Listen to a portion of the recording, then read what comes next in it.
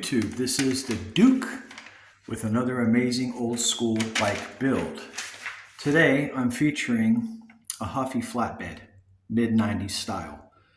Not all of the bikes that I feature on Duke Mitchell BMX are high-end bikes.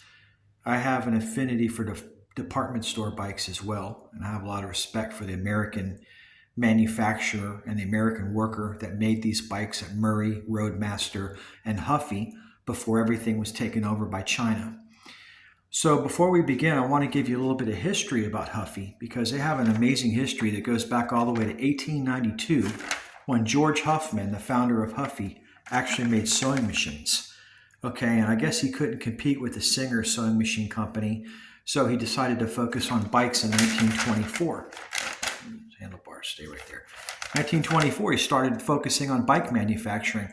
A lot of people do not know that during World War II, they supplied close to 4,000 bikes to U.S. soldiers fighting in the European arena against the Germans.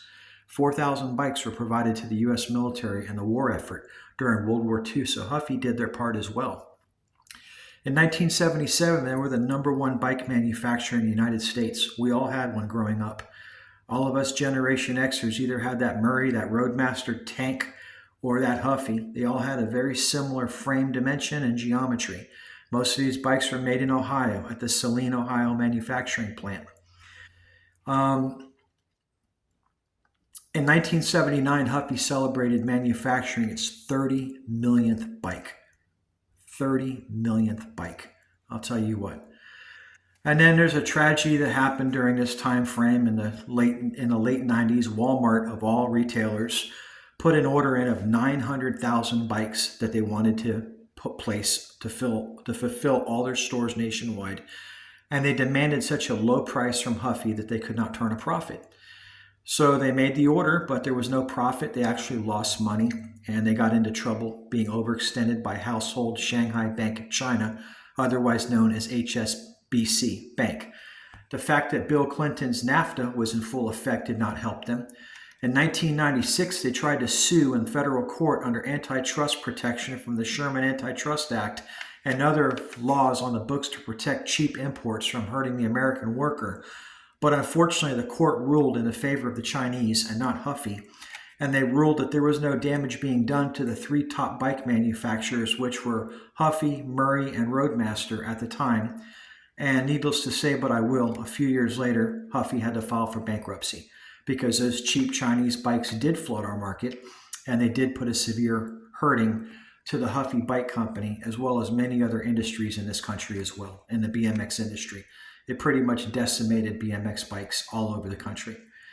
In 2004, Huffy's assets were basically sold off. They tried to relocate to Mexico and China, but that proved to be fruitless because even manufacturing the bikes in Mexico and China, they just continued to get into debt to HSBC Bank, and China eventually called in the note and took over. And by today's standards, they are a Chinese manufactured bike. They have been for probably the last 20 years. And that Saline, Ohio plant was closed in 1988, and over 1,000 workers were laid off. Now, what a lot of people don't understand is that, like the auto industry, this just did not hurt the plants in Ohio.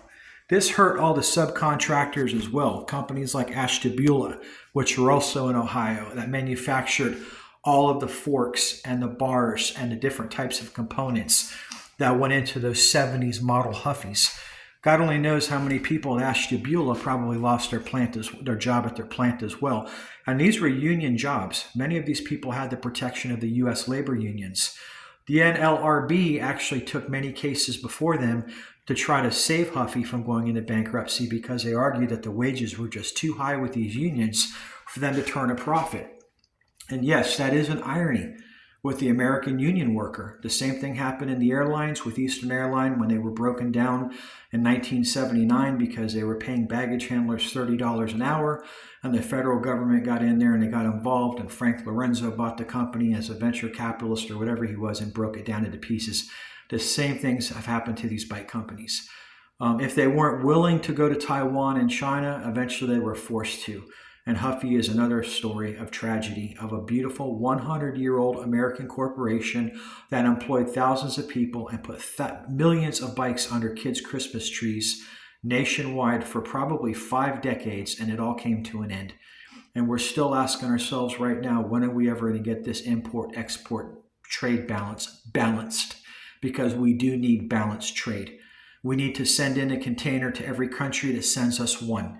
This 40 years since NAFTA, Bill Clinton even admitted when he signed this legislation, it was one of the biggest mistakes he ever made.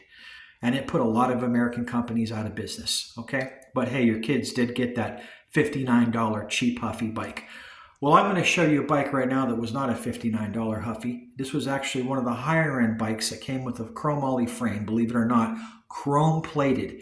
Go try to find a chrome Huffy now at Walmart when you go there. You will not, people. You're not going to get chrome. You're going to get chrome tape and you're going to get paint because chrome is expensive and they don't want to include the cost of anything nice in today's bikes that they build. Today's bikes are just disposable junk that your kid can ride around the neighborhood and he can throw it away after a year or two and it's no big deal. Because what the heck is $100 or $60? Okay, nobody cares anymore. So let's take a look at this bike in an era where people did care. This is a bike that was made with pride in Ohio, but it has very nice welds and very nice Taiwanese components on it. So without any further ado, that's the history of Huffy in a nutshell. You can read more about them online if you want to do a Huffy deep dive. But this is just my basic narration. I know you guys want to see the bike more than hear the history, so let's take a look. Okay, guys, here she is, the 1996 Huffy Flatbed in show chrome. Now, believe it or not, I happen to like this bike a lot, and that's why she's still in my collection, because she comes with some really kick-ass components like these APS 2000 brakes that are bottom fed through the forks, and you can see the welds on this bike are actually pretty good. I mean, yeah, it's stick welding. That's probably a acetylene oxygen weld with a stick, but it's not half bad. It's actually a better weld than what's on these CYC that I love quite a bit, you know. But look at those welds, you know. So yeah, they stick welded this. This more than likely wasn't an arc weld. Actually, you can see the stick right here. That's a typical stick weld. And what they would do, just to give you a quick demonstration, is they would basically just hit it multiple times as they dragged it across. And that's what makes that typical weld that looks like a crowfoot. Okay, mongoose frames are very known for that same weld. And that's basically a stick weld with argon oxygen or acetylene, and they just basically take it, you know, or maybe Heli-Arc. They just drag their rod across that frame. It's a quick weld, but it's a good weld. Okay? You can even see in the rear dropout, there's the Huffy logo. They stamped it on both sides. And these are nice dropouts. This isn't a pinch press. This is a welded rear dropout. You're never gonna find a Huffy made today that looks like this with this type of quality. I'm not sure if this is a chromoly frame, full chromoly, but I know that the front triangle is. I do see a little bit of a welding difference in the back compared to the front. And I'm not a welder, but there's a reason for that, because the sticks that they use when they weld are made for different materials. Now look how nice these bars are. Look at that welding. Okay, go into a department store today and try to find a Huffy that has welds like that, and you get a gyro. And the gyro on this bike is the same gyro that's on these Hutch Trickstars. Okay? Not a rotor, like these ACS rotors. Okay? Gyros. An improved version of the rotor in many ways. Okay?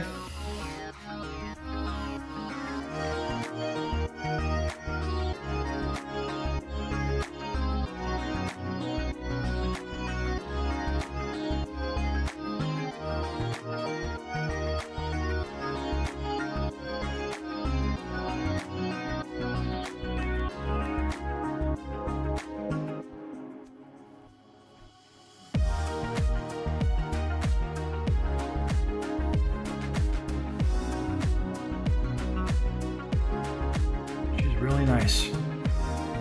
And yes, she's a Huffy, but she's one of the top end Huffies that they produced in its era. So guys and girls out there, that's the Flatbed. It's a sad story what happened with Huffy. You know, whenever you hear about American industries closing down because of cheap imports that we just can't hold a match to, and we have to close down a factory and lay people off, you know, but the thing is, entire towns die after this. You know, go take a look at Michigan, and there's just town after town that are just ghost towns now, and it's so sad to see that, but that's what happens. Oh, not again. Yep. Look at that.